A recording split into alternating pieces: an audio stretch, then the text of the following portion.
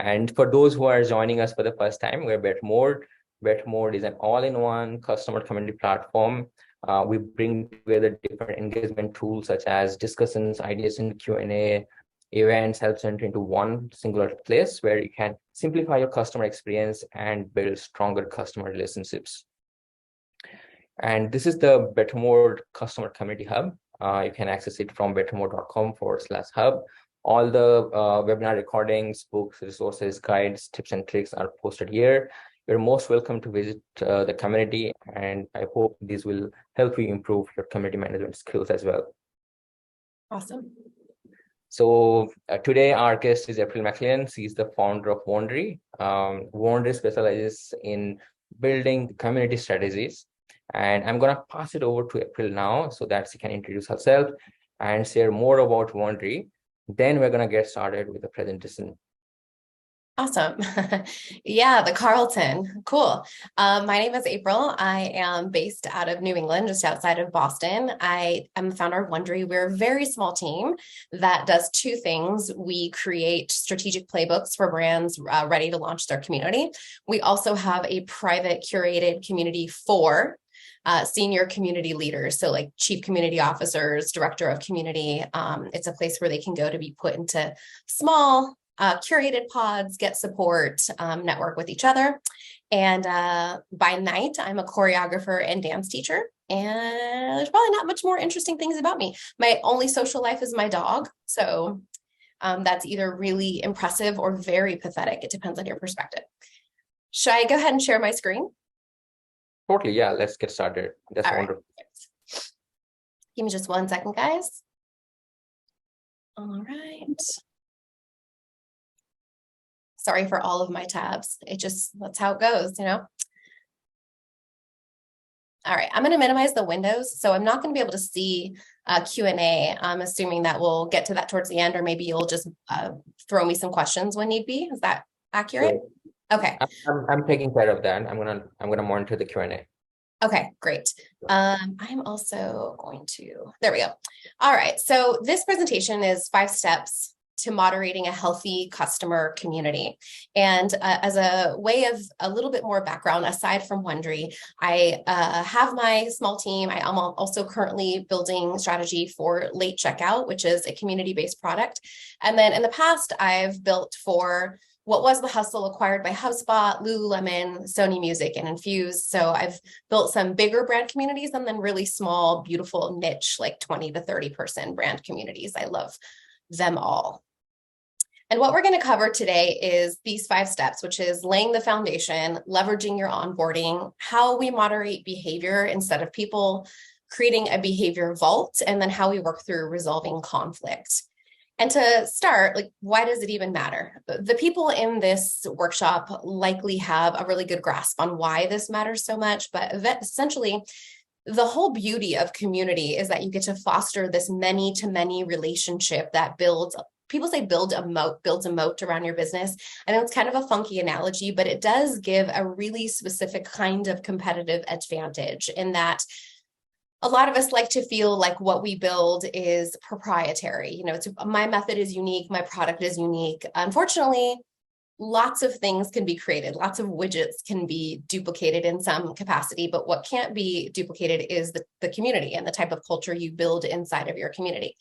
And when you do it right, you create this sort of rabid base of your best supporters who honestly start to view you less as a brand and more of an indispensable habit in their day-to-day life.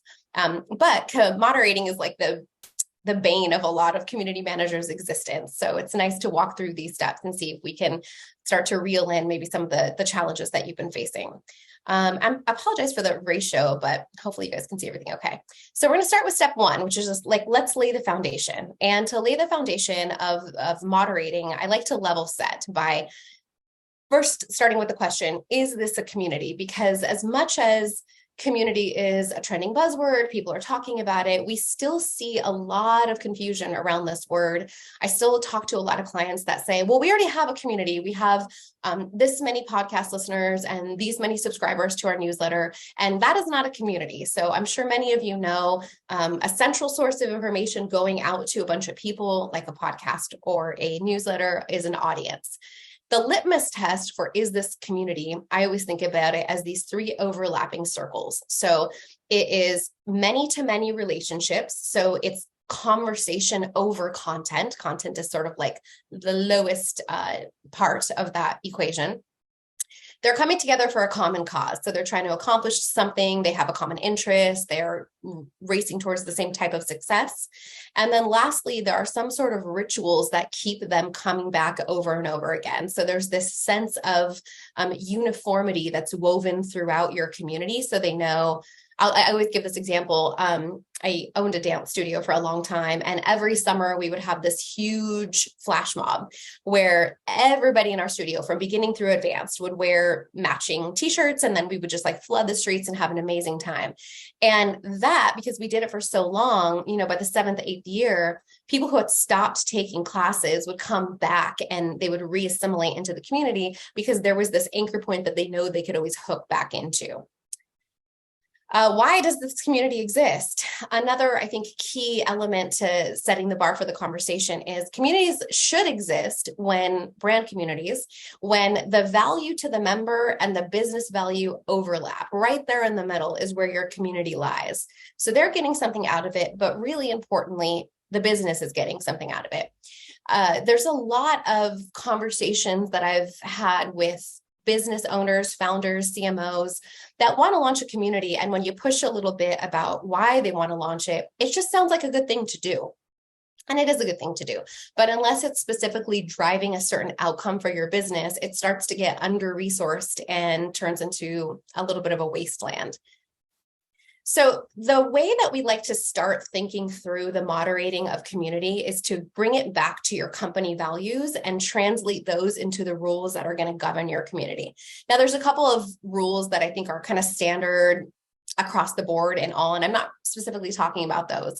What I'm talking about is those custom rules that are unique to your brand community. And this is one example of what I mean.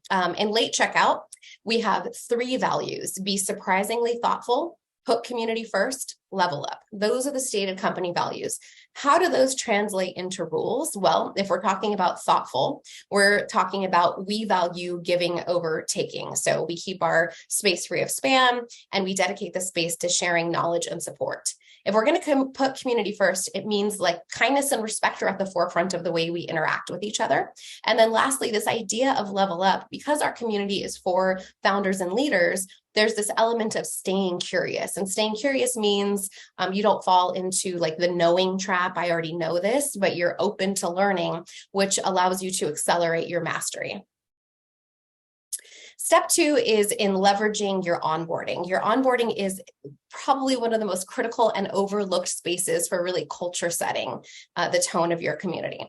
And I like to divide onboarding into 2 segments because what I tend to see is that people set up their onboarding to where it's welcome to the community, here's the rules. And that kind of is a bummer of a first experience. If you think about going to a party, if a friend were to invite you to a party or acquaintance invites you and you walk in and the minute you step up, they're like, hey, can you please take your shoes off? Make sure you close the markers, and we use coasters here. And it's just, that is not a fun experience. That's not something that makes you feel like this is something that you're going to look forward to. So we segment this out into 2 pieces. And piece number 1 is the welcome and the connection.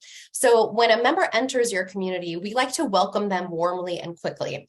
Better Mode is a pretty robust piece of, it's like a solution that solves for all of these issues that a lot of the groups like Facebook or Slack have a little bit more struggle in getting this off the ground. It's not impossible, but one example is in Facebook groups, oftentimes community managers will do like a once a week welcome. So if I got into the community on a Sunday night, I'm not getting a welcome until Saturday. And until then, I'm just kind of floating in the ethos. So luckily we have a solution for that. And we like to make sure that they get that quick, warm welcome. The next thing is connect them to the community through some sort of like low commitment CTA. It can be through an icebreaker question. It can be a welcome post that you're asking them to comment on, or in best case scenario, we get to connect them with some sort of ambassador in the community that can be their go-to person as they're getting a hang of where things are and what to do. The key with that is really low on the commitment curve. We don't want to welcome them into the community and say, make a post, tell us everything about your life. The second part of that is we start to orient them, and then and only then do rules come into play. So the orientation is about, here's where you're going to find things. Here's where recordings of past events are. Here's where this channel is. This is who we are and what we do here. This is how we do those things, like what you can expect to find here. And then we reinforce the rules. And we reinforce the rules with language that reflects how we do things versus don'ting all over them. If you had noticed in my previous slide that translated values to rules, oh, pardon me, all of these start with what we do. It's how we act. It's not, don't do this, don't do that, we don't do this. There's something about reframing it through that lens of what we do that seems to have a better effect on starting to cull the behavior that we're looking for. All right, rules should be in writing and reinforced. And what I mean by reinforced is it's probably pretty standard that inside of your community, you have your rules set up. They're there. They're either part of the orientation or they're there, you can click and see those. What we often lose is this great opportunity to reinforce them in a variety of ways. So at the beginning of this workshop, there was a welcome post. It said, be kind to everybody, kind of gave this quick synopsis of what kind of behavior is expected. Doing that at the beginning of workshops, doing it in those welcome emails and in-person events, in the way that you reinforce behavior in your community by the way you respond to people is how you can reinforce those rules over and over again. Because you want to remember, we're shaping behavior. Every community has a different vibe, a different energy, a different feel to it. And there's always outliers, always members in the community that are like, they're a little bit more difficult to deal with, but it's easy to move past that if they are consistently seeing in all different ways the reinforcement of the rules inside of this community. So don't lose those opportunities to still highlight the behaviors that you're hoping to see. I love this quote. Most of you probably have read Paul Graham's essay, Do Things That Don't Scale. I know it's very popular, but he says, most importantly, if you have to work hard to delight users when you only have a handful of them, you'll keep doing it when you have a lot. And one of the reasons that I love this idea is doing things that don't scale often translates to coaching people in terms of how you hope that they're going to behave.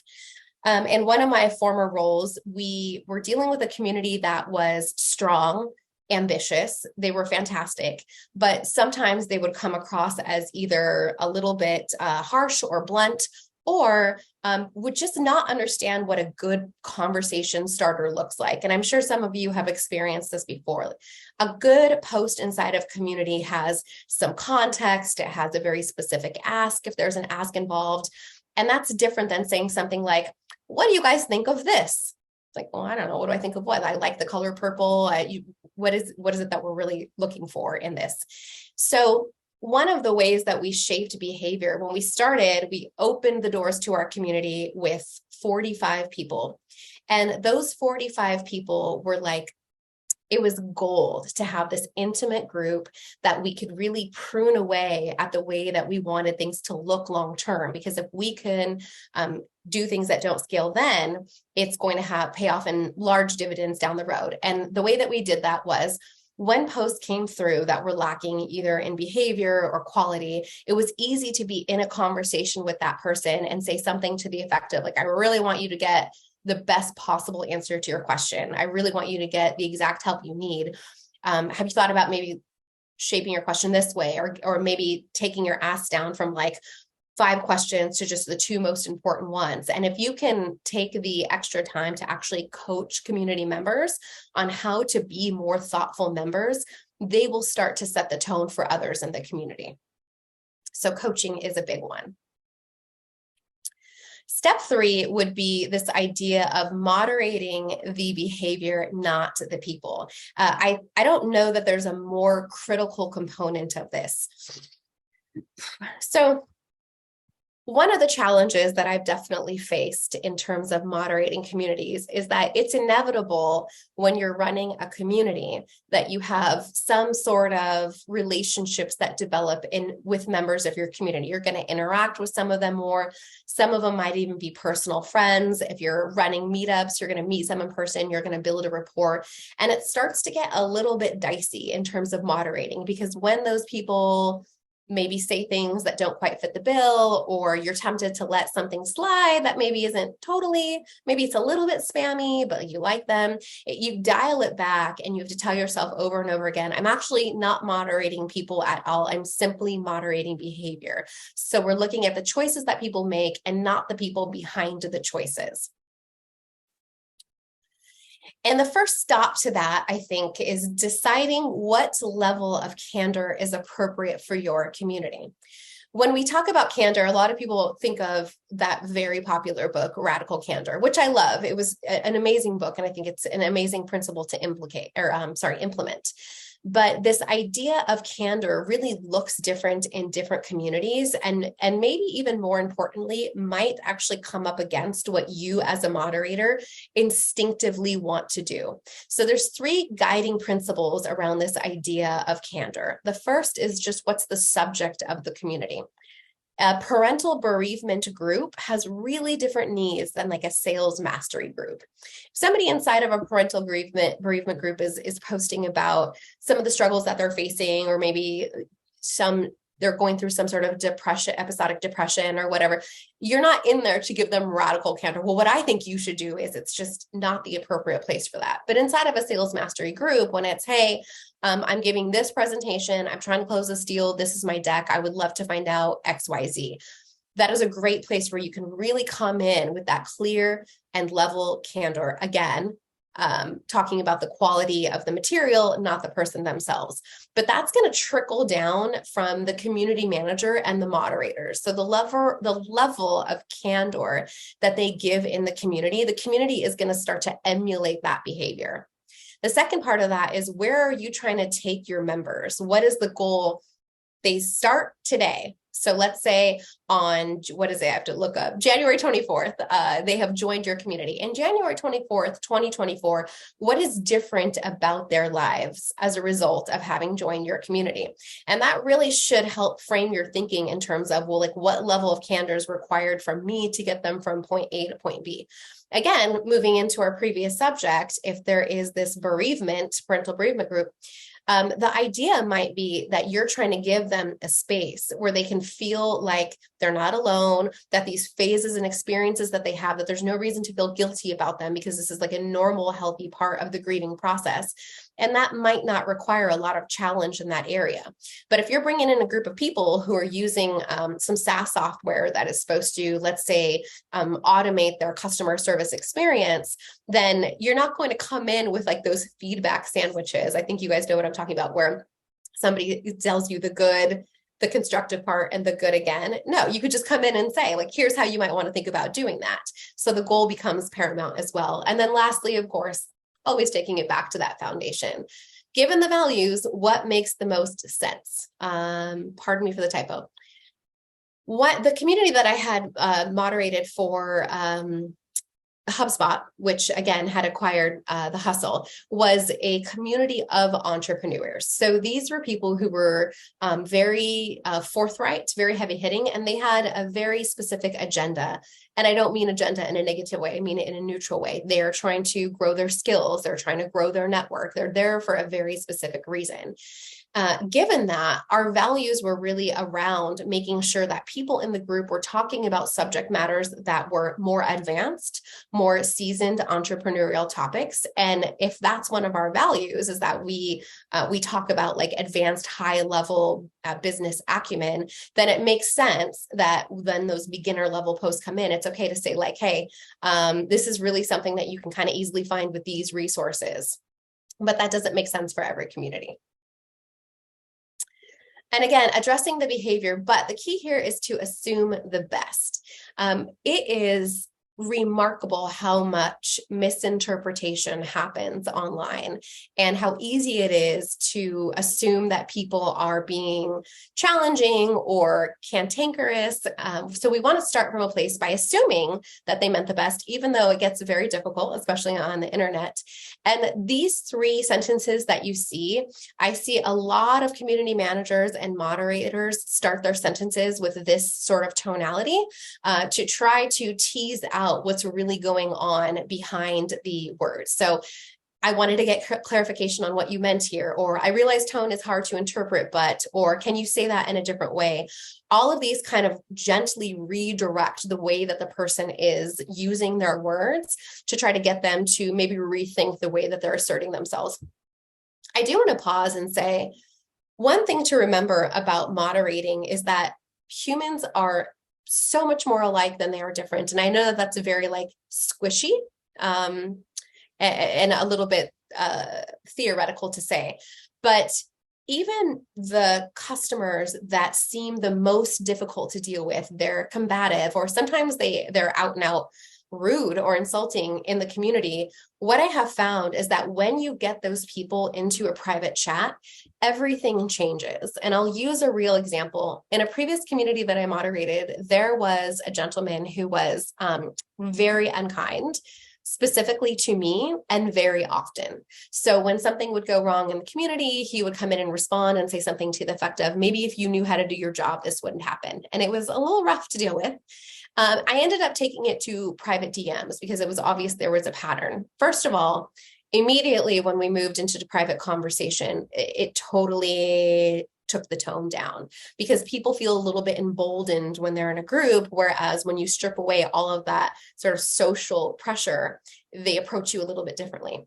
The second thing is, as I kept prodding at what was behind this behavior, what became obvious to me is that this person had previously had several posts denied. And they had several posts denied because the context of their post was either blatantly violating one of our rules, or actually, no, in that case, it was violating rules. So we had rules about don't ask people to DM you, we keep things public, and all of his violated posts had that. And he wasn't reading the feedback that we were submitting about those posts.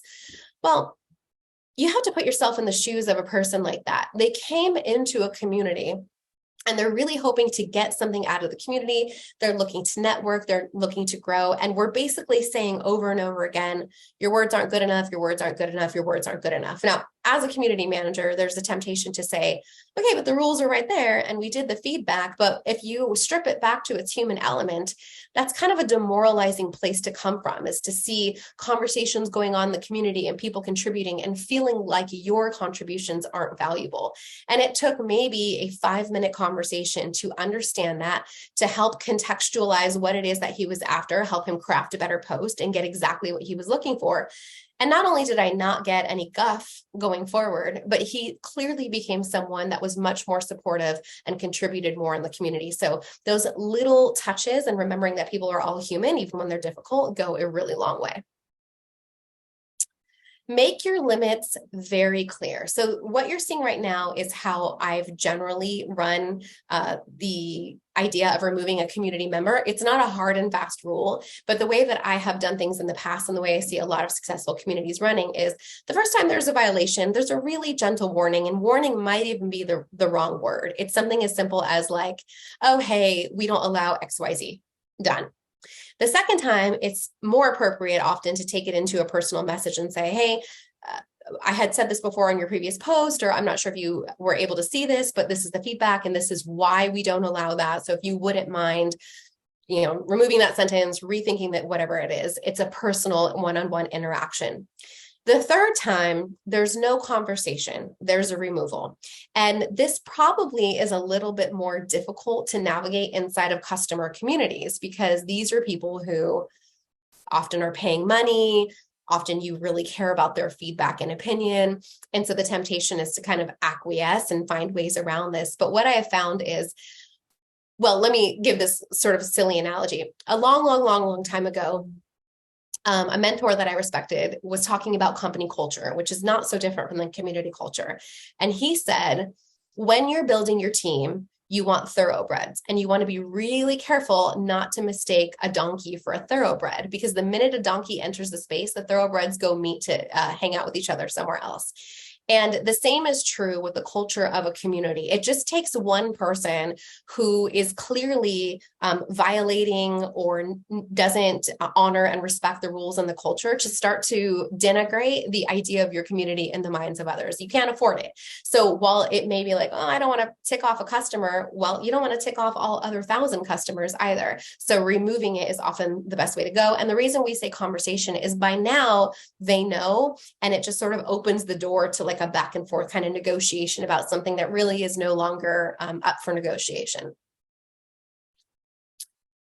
Highlight the good stuff. Another way that I see a lot of community managers overlook how to build culture and keep themselves from having to moderate bad behavior. So there's a lot of really good people in your community that are exemplifying exactly what you're hoping for. So trying to find ways to shout them out and highlight them elevates them to a status where people will then start to see like, oh, this is the behavior that gets recognized and appreciated.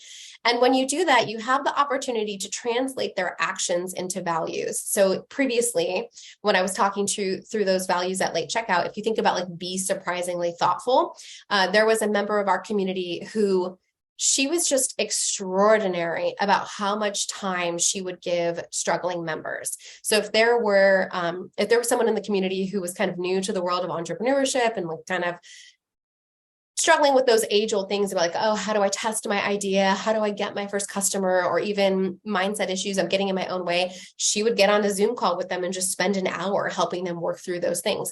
That is surprisingly thoughtful given the full-time career that this woman had.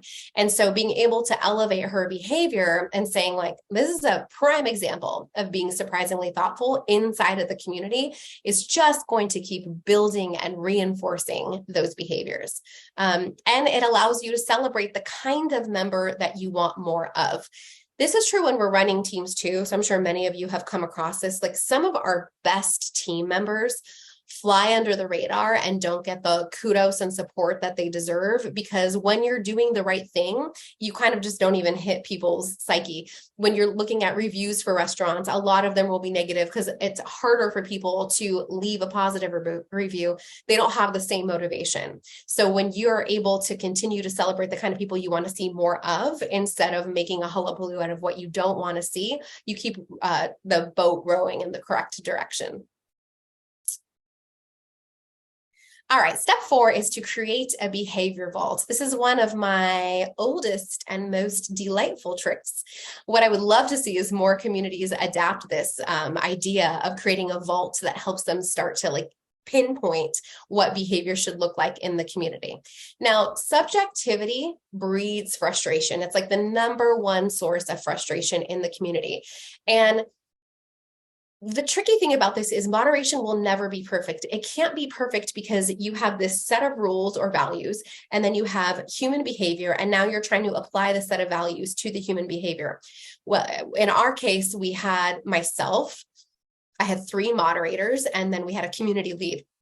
That's 5 people that at any given time are in their moderating post. And that's 5 people with kind of wildly different or even mildly different frames of reference for what behavior should look like. So one day somebody might submit a post and that totally makes sense to this moderator and they let it through. The next day somebody submits a regular post. It doesn't make sense to that moderator. It doesn't seem like it fits. They deny it. Now this person is super ticked off because just the day before that person got their post through. And that's the kind of stuff that makes people feel like there's a double standard.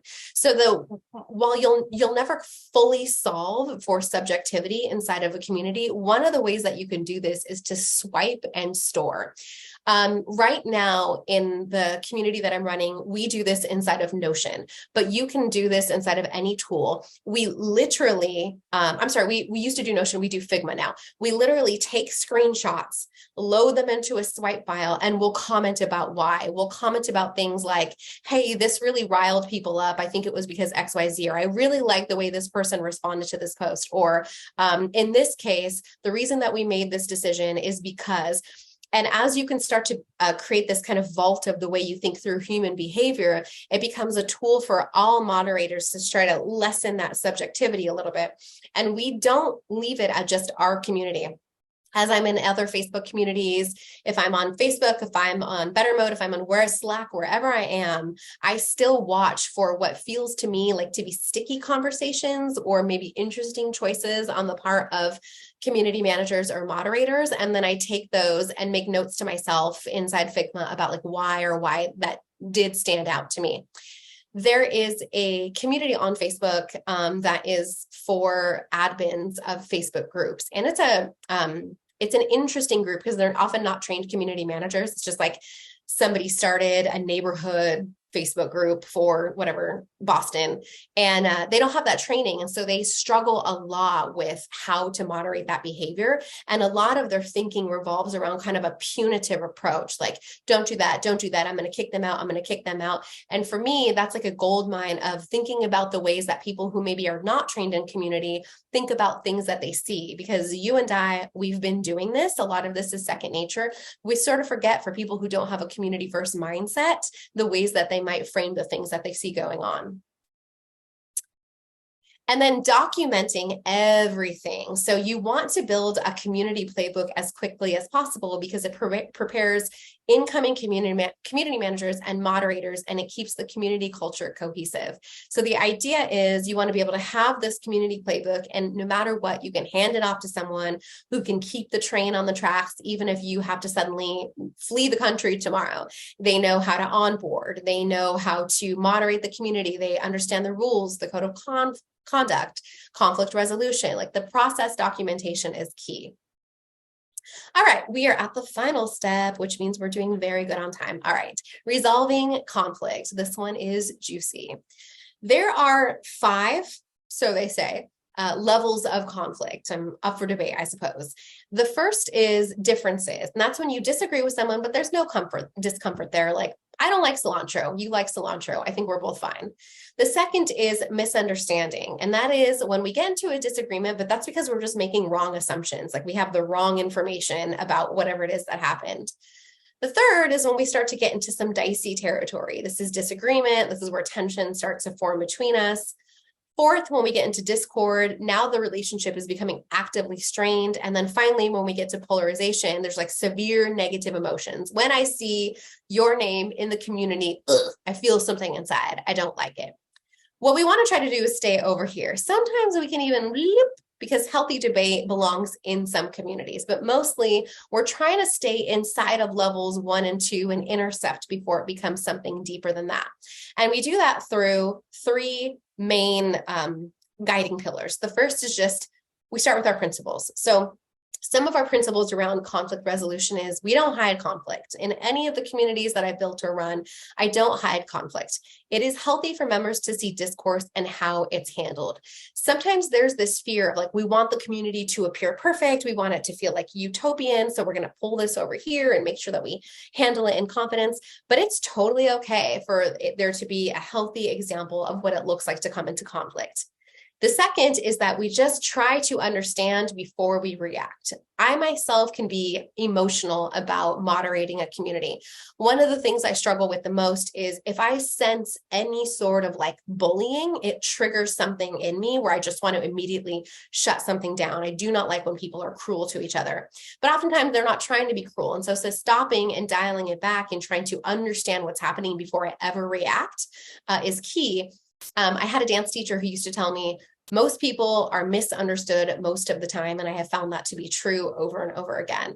And then the third component is just staying active in the community so that you can start to recognize that conflict before it escalates into a bigger issue. Second part is plan. You need to have a plan in writing for conflict resolution. So first, we talked about those rules being clear, visible, and most importantly, there has to be an agreement to them when members join the community, because you always need to be able to reference it back and say, the rules that you agreed to when you joined were XYZ. And then the second is you need to have a plan for those violations. How many are you going to allow? How are you going to handle them? What is the protocol for removing them? Put that plan in place. Let your team know what it is, and then just don't deviate from it. I shouldn't even say that. There's always outliers, isn't there? And then lastly is process. So we create central spaces to document issues within the community. This can be in Notion, this can be in Google Sheets. I usually use Google Sheets, and what that will look like is it'll be a spreadsheet, and it's the name, the date, the rule that's violated, kind of what happened, how we interacted with that member based on that violation. And then if the conversation wasn't deleted, a link to the conversation. And it really helps us because all stakeholders have access to that document. So if a member is upset later on and, this isn't fair or whatever, it's really easy to go back, no matter who it is. Maybe I'm the one who removed them, but I'm not there the day that they're complaining. It's easier for another team member to go in and say, actually, like, here's the full story of what happened. And you bypass a whole bunch of misunderstanding and time lost. Alrighty then. So what we covered in these 5 steps were laying the foundation, leveraging onboarding, moderating behavior, moderating behavior, not people, creating a behavior vault, and resolving conflict. So thank you for sitting patiently through this. I hope it was helpful to you. I'm definitely here for any sort of questions or help that I might offer. Well, thank you so much. Thank you so much, April. I believe we have a couple of questions here. Let me grab this question from Selby. So do you ever recommend hiding a post, or would you attempt to connect with a member about the post content before taking that step? Hiding a post, if someone has posted, it doesn't really adhere with your guidelines. What do you do about that? Yeah, that is a tough one too, because it's just going to really prick their kind of defenses to hide a post. So I definitely understand that question. So the way that I would probably filter through this is if the post violates some sort of value in a pretty big way, like let's say there's something that is inherently racist, or there's some sort of hate speech, or it's inciting some sort of violence, or there's just something in it that is insidiously threatening, it's going down, and there's no need to talk to somebody first. I can have the conversation afterwards and talk to them. If it's just a little bit questionable, I would probably give them the heads up, but I wouldn't wait to have that dialogue before I would go back and hide the post. I think it's appropriate to hide posts if they violate rules, hard stop, because again, you're trying to create a culture of this is what we do here. So unless people know why you have allowed that post to continue, even if you go back in and talk with them, if other people don't understand what's happening, you're still not setting the example. Jennifer's asking, they don't know if it's hidden though, correct? I think her question is about how it works. Yeah, sometimes, yeah. I mean, it depends on platform. Yeah, there could be platforms where you are hiding the post, and the person who has posted that, they do not know that post is hidden. So it really depends on how you're gonna approach that. You can either hide it, or if it is just completely against your community guidelines and values, you're gonna delete that. But I believe communicating the feedback with that member is the next logical step and most paramount here, right? Yeah, I totally agree. I think if you put yourself in your member's shoes, if you create something and it's hidden and no one ever says anything to you, what a crappy feeling that your words are just basically censored out and you never got to have the conversation about why or what happened there. So it's definitely not a tactic that I would practice often. Our community is really, really big. One of the cons of a big community is that the new members are super overwhelmed when they enter. Yeah. So many people that you do not know. Yeah. The question arises, where do I begin? Therefore, my question is, what tips do you have for onboarding for bigger communities? That's a really, really good question, and a really good exercise in empathy, because no matter what type of community, when you land in a new place, I always liken it to starting your first day of work. If you've ever started at a new job and on your first day, they haven't set up your email yet, you're still waiting for your equipment, there's not really a plan for training yet, they're kind of, it's such a deflating feeling. You're here on this new adventure, and then, well, what do I do with myself? So I very much understand that question. In terms of the size of the community, I have always found that the way to kind of counteract some of that big, overwhelming, now I'm a small fish in a very large pond feeling, is that one, you set up that onboarding space that shows them how do we set this up last time? So we set up an onboarding space. And the first thing we did is we showed them our top 2 or 3 posts of all time. And these posts were ones that were going to, that have to do with like, hey, tell us about, again, this is an entrepreneurial community. Like, what is your business? It didn't say superpower because that's kind of a cheesy word. Like, what is the one thing you kill it at? And when they saw that post, they would go and answer that post. So right away, they're like interacting in the community in like a really low way. So giving them some sort of like CTA where they can get involved in. Now there's 2 kind of caveats on top of that. One is that somebody, hopefully your community manager, should know that they commented and respond to them. So not only are they contributing to the community, but they're having that contribution acknowledged pretty quickly, which one connects them to a face in the room and gets them like contributing to the community in a way that's not too overwhelming. The second part is, as you develop a really, really large community, one of the most beautiful things that you can do is create some sort of ambassador or leadership program. And I didn't experience this myself, but I remember in college, they had these like link crews where incoming freshmen were linked up with juniors who kind of showed them around and gave them the lay of the land. That is a really powerful way to make people feel connected to other members pretty easily. And if you haven't done that, I would strongly urge you to do so. And the way that you would want to think about doing that is through David Spinks, if you haven't heard of him, has this really great framework called SNAP. Didn't mean to. SNAP. And that stands for status, network, access, perks. And it speaks to this idea that when you have members of your community they're power users, they're really active, they contribute, and you want to kind of move them into a role where they might be willing to take on some sort of ambassadorship, we do not recommend ever paying for a role like that. Is that true, Jennifer? So it's in David's book. So if that's true, that's really good to know. Actually, I can start attributing it that correctly. That's so funny.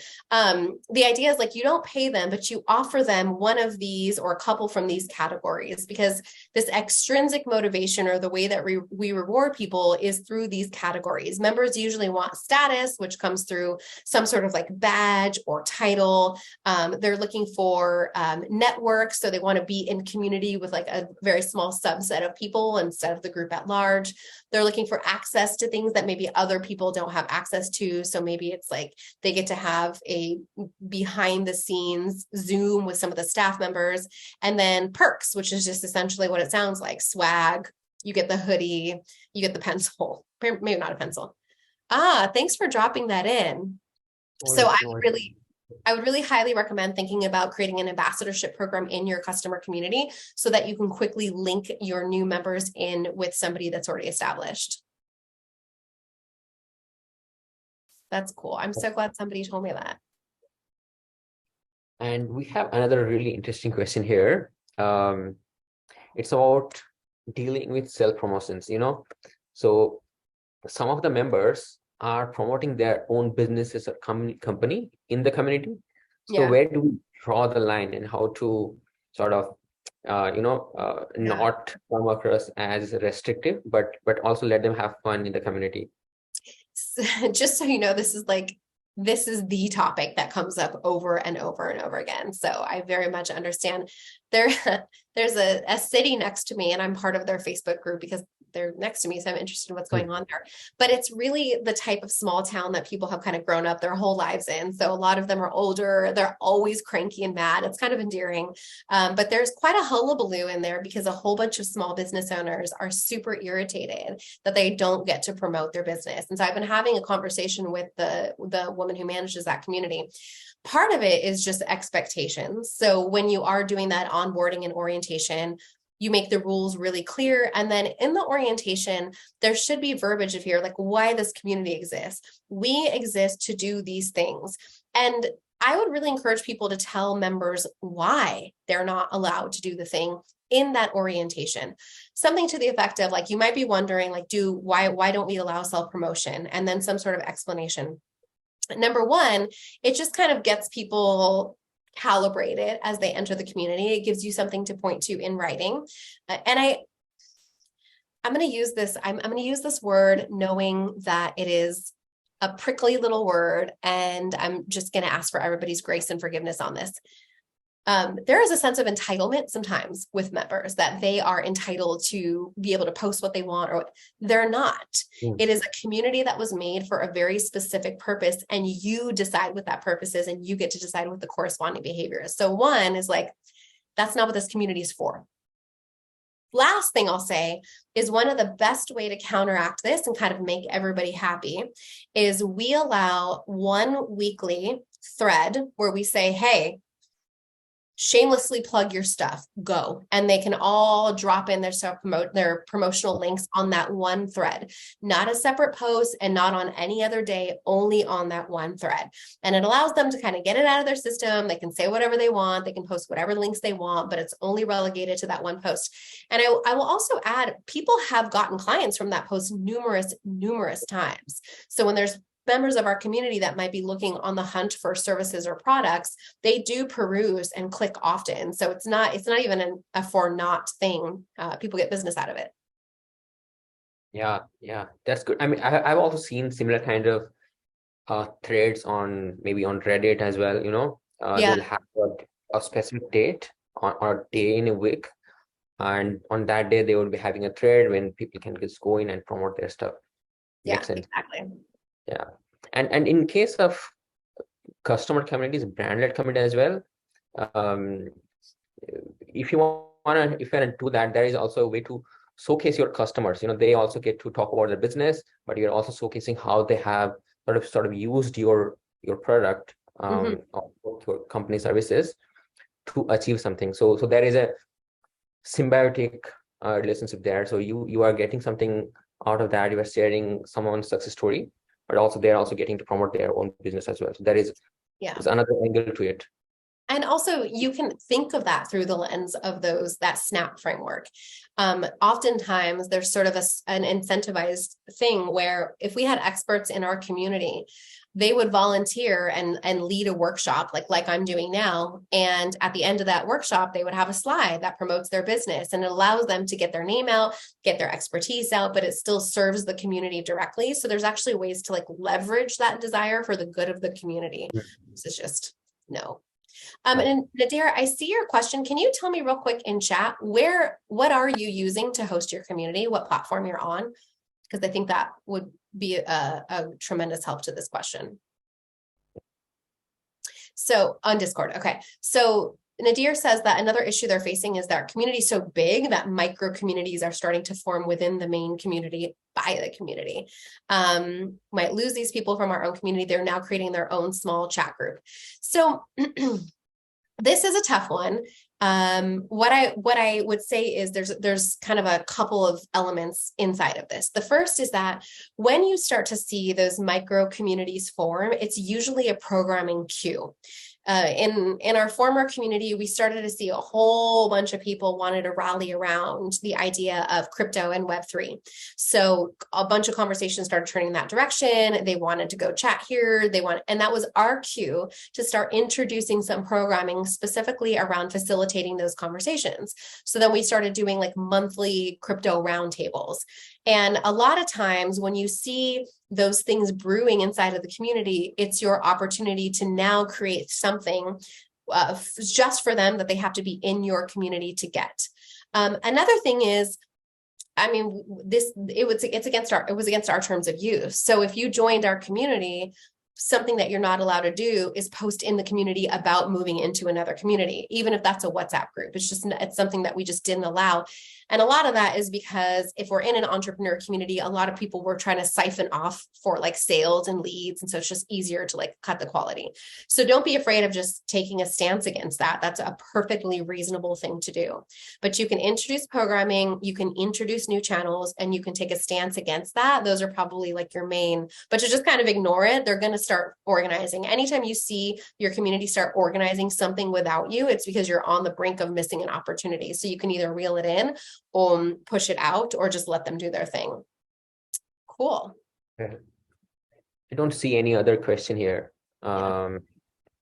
If anyone wants to still drop in any question, you're most welcome. Going once. I moderate a large community with evolving rules as we see new unwanted behaviors. Is there a recommended process for changing, updating rules within a community? Pin to top, make an announcement. Yep, you got it. Kelly, what platform? Are you on Better Mode or are you somewhere else? You can put it in chat or we use Facebook. Okay, yeah.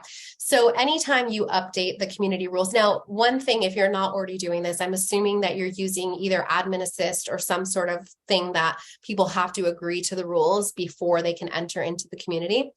As one like goofy tip, we tend to use one of those rules in Facebook to make sure that we knew they read the rules. So we'd add some weird, wacky thing to one of the rules. Here's a rule. And then at the end, I don't know, I'm gonna make something up, like, is a hot dog a sandwich? And then in somewhere in the rule, then please answer the question located in rule 2 or whatever. How I'm riffing, not helpful, but you know what I mean? Because one, you want to make sure they're actually paying attention to the rules. But the second thing is when you change rules, they do not get notified. So the best thing to do is to, yes, create a post and pin it to the top and just keep it there for a couple of weeks. Eventually you can unpin it. But actually what we do in our Facebook groups is we keep a pinned post, and that pinned post is sort of like an orientation. So it contains all of the rules, all of the things that they need to know, what guides they might find, and we just update it, but it always stays pinned to the top. And that way you can always like re-reference that. And I'm assuming that you're moderating your community in that you're approving or disapproving posts. So as you check off that new rule, when you're offering feedback, it'll start to shape that behavior pretty quickly. Okay, it seems we are almost at time as well, and I don't see any other question. So I'm just gonna share my screen and just let you know about our upcoming webinar and how we're gonna post the recording of this webinar in our community. So I'm just gonna share my screen here. Okay. So next webinar will be on February 14th, which is Valentine's Day. And for that, we have a topic on the theme of love. So how do communities show love to the members? Pretty interesting. And of course, as I mentioned, recording of this webinar will be posted in our community. And I'm going to send an email to all those who have registered as well as attended. So that's about it. Thank you. Thank you so much. See you. Bye. Bye.